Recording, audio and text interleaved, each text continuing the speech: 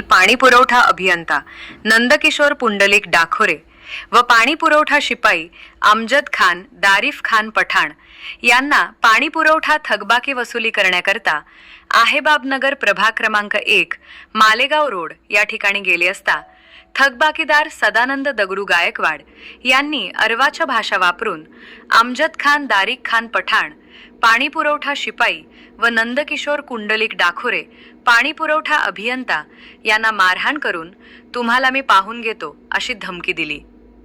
तसेच मारहाण करणारे व्यक्ती यांनी वसुलीकरिता गेलेल्या दोन्ही कर्मचाऱ्यास अॅट्रॉसिटी कायद्याअंतर्गत व त्यांच्या पत्नीच्या नावाने विनयभंग करण्याबाबतचा गुन्हा दाखल करणे बाबत धमकी दिली।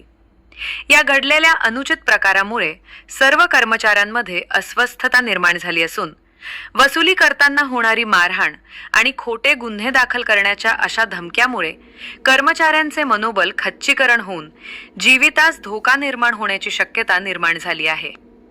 या सर्व बाबींचा परिणाम कर्मचाऱ्यांचे मानसिक स्वास्थ्य घालवण्यास तथा कार्यालयीन कामकाजावर तसेच शासकीय वसुलीवर होण्याची शक्यता नाकारता येत नाही। करिता सर्व नगर परिषद कर्मचाऱ्यांनी 18 फेब्रुवारी 2026 पासून कार्यालयीन कामकाज बंद ठेवले आहे।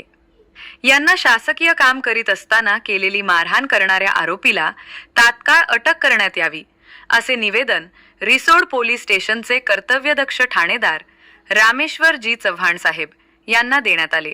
निवेदन देताना नगराध्यक्ष भगवानराव क्षीरसागर तसेच सर्व नगरसेवक व मुख्याधिकारी सतीश शेवदा व सर्व नगर परिषद कर्मचारी उपस्थित होते। कर्मचारी एकतेचा